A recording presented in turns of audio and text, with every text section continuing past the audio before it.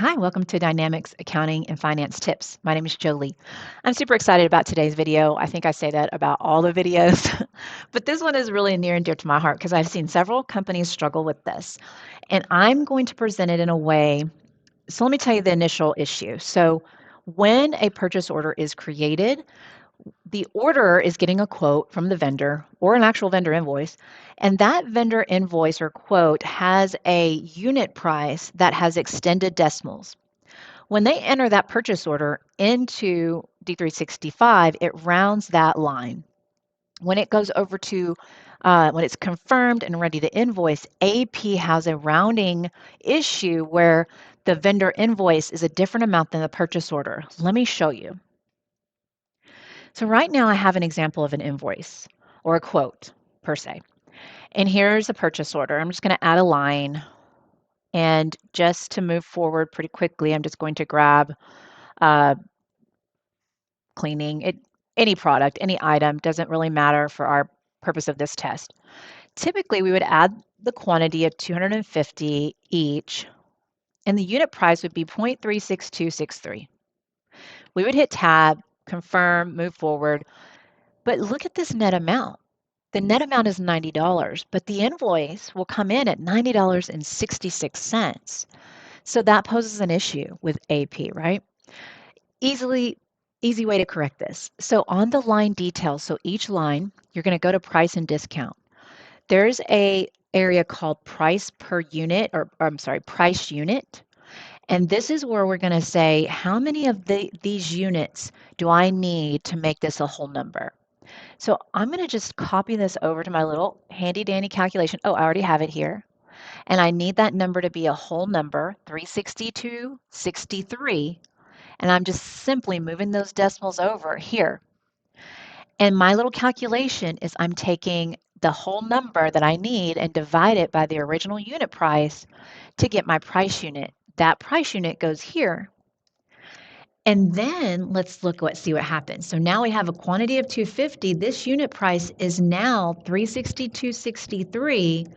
And when I go to my net amount, it is now $90.66, which when the invoice comes in, voila, AP's happy. Okay. That's a big win, I think, for a lot of companies. So let's move into a couple more examples. Number two, again, this one is $10, 10.363 per unit. We're going to take that amount. We're going to drop it over here in our original. Oh, let's drop it over here in invoice number two. We need it to be a whole number. So in order to be a whole number, we just need to move the decimals over one because we have 63, so we're going to do $103.63. Again, it calculates it for us in this little calculation. Price unit would be 10. Well, I probably should show you what it would have been before. So let's look at that. Before it'd be 25 units. Yeah, we're going to change everything. At $10, 363. Net amount, oh, let's change this back to one. That's how we would typically have it. Net amount is $259. We're 8 cents off. But if we use this calculation and change this price unit to 10, change this unit price to 103.63, look at our amount now. Is that right?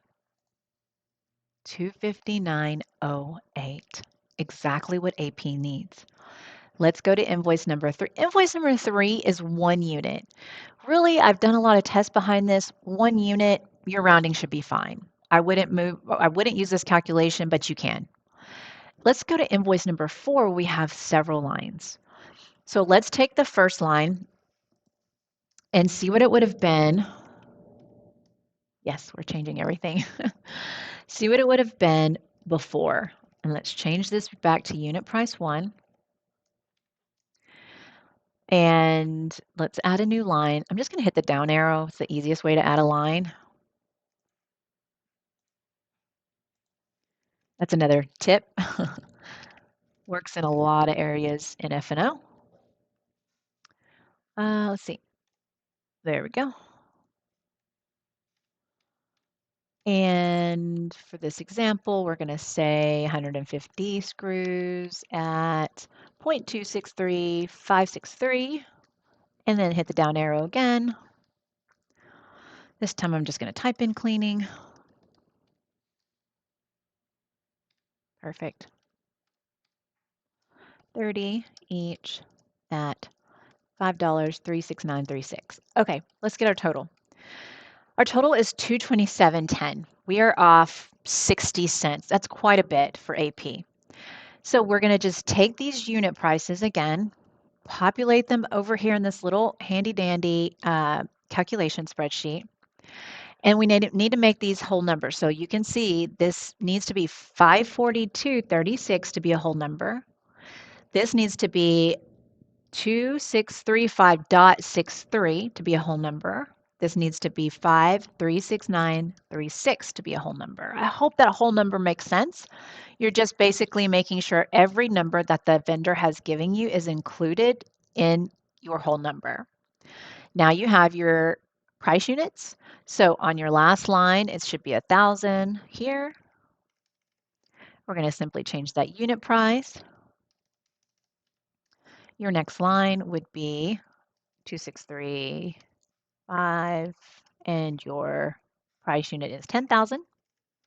We're saying 10,000 units at 2,635 would give you the rounded rate here. Probably not saying that exactly right, but you get the picture.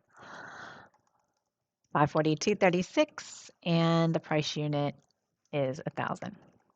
Okay, now look at our total, 227.73. When I go over here to invoice number 4, 227.73, AP's happy, everybody's happy, we can move forward. I hope you enjoyed this quick video. It was my pleasure to bring it to you. And as always, if you like, please subscribe, please share with your friends, please leave comments. I love the feedback, and as always, keep growing, keep learning, and always be grateful. See ya.